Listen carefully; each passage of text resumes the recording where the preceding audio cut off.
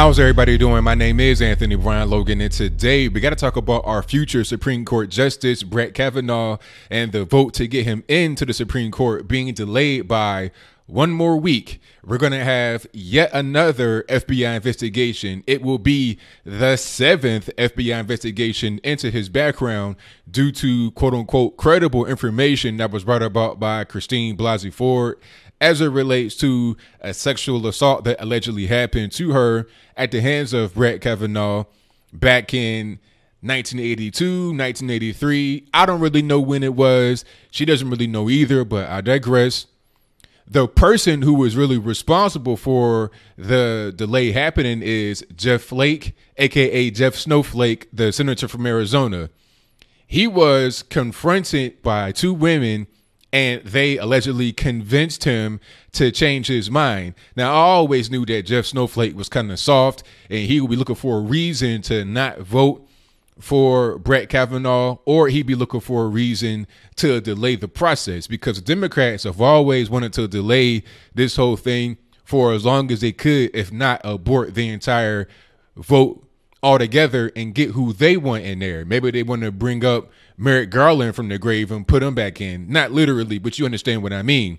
Now, in the confrontation between Jeff Snowflake and these two ladies in the elevator, it seemed like it was staged. Right? Because first he was like, okay, I'm going to vote for Brett Kavanaugh. We're going to get him in there.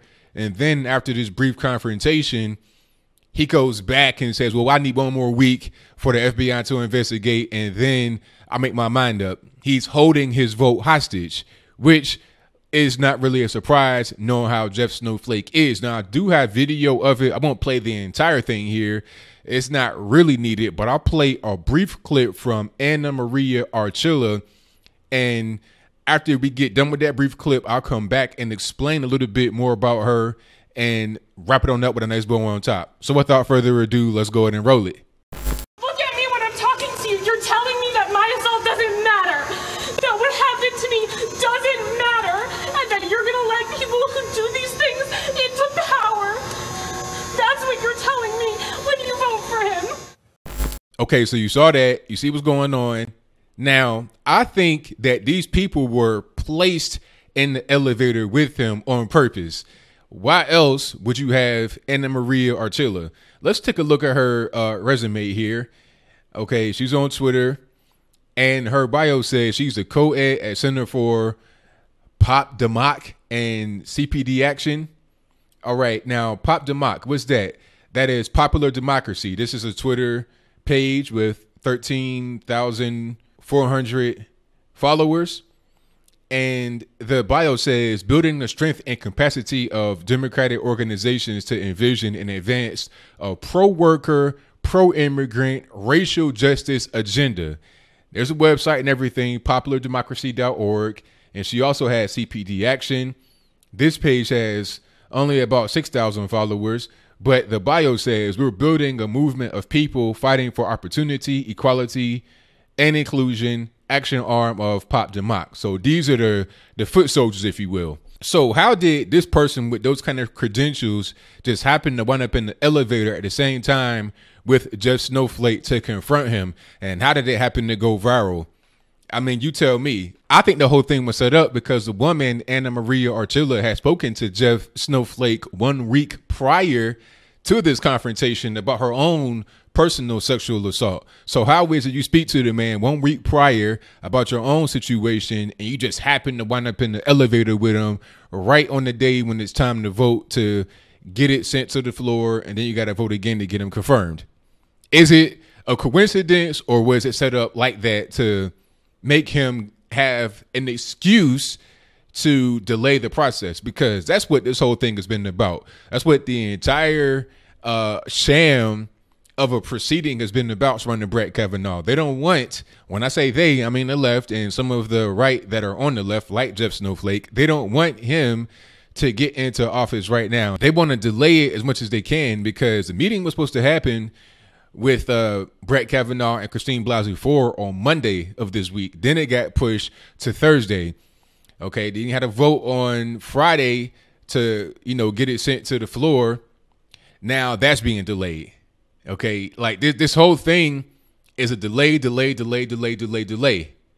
Now we're going to see if they stick to this whole 1 week thing. I doubt they will, because they're going to say, well, it's not enough time. The lawyers for Christine Blasey Ford are also saying that it shouldn't be a time limit on it. You should be able to exhaust all your resources. That, and the third, they don't want there to be an actual time limit. So if the FBI comes back and they say, okay, this is background check number 7, we did not find anything, the same as the first 6 times, the left is going to say, well, you didn't have enough time. You were rushed. This was a political move. You're still rushing it through. We need to delay it until after the new year or something crazy like that. That's what they're going to say.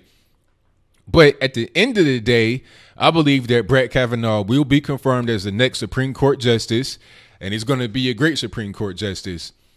He has had so much support from women in his life that it really boggles my mind to see all these people coming against him. Like, there's always people coming out, former college roommates, random people talking about, oh, he was lying, he was a heavy drinker. They're trying to characterize him as somebody that is irresponsible, can't handle his liquor, like Ted Kennedy. Maybe I'm not sure they're talking about him, or maybe like Keith Ellison beating his wife, beating his girlfriend. No, they're not talking about that either.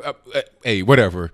They're trying to discredit the man so they can push forward their own political narratives. It's really a shame, because you're ruining this man's family. You're ruining this man's life and his good name that he spent many years building up. But hey, I guess political expedience, I guess crushing your opponents is much more important than any kind of ethics, and it's much more important than an innocent man's life. So what do you think? Do you think that the week-long, I don't know, pause, delay for another FBI investigation is a good thing? Should we have agreed to it? When I say we, I mean those of us on the right. Should we have said, okay, go ahead and do it? Was it a compromise? Was it a cave? Should we have just said, no delay, let's vote right now? Do you think that it'll even be enough after the week is over? Like, let's see this time next week, are there going to be any complaints from the left? Do you think that Jeff Snowflake and anyone else that is on the right that may kind of be on the fence, do you think they'll vote for Brett Kavanaugh? I believe that they will. Maybe not Jeff Snowflake, because I think he's going to be out of politics anyway. I think he's like done with the whole thing, or he'll go to the other side, because I thought I heard him say that he was finished. He's going to retire, but maybe he'll just be done as a Republican and go over to being quote unquote independent, or go over to the left. I can't call it, but whatever your thoughts are, please let me know in the comments below. And that's all I got to say for this video. If you like what you heard, please comment, rate, share, and subscribe. Peace.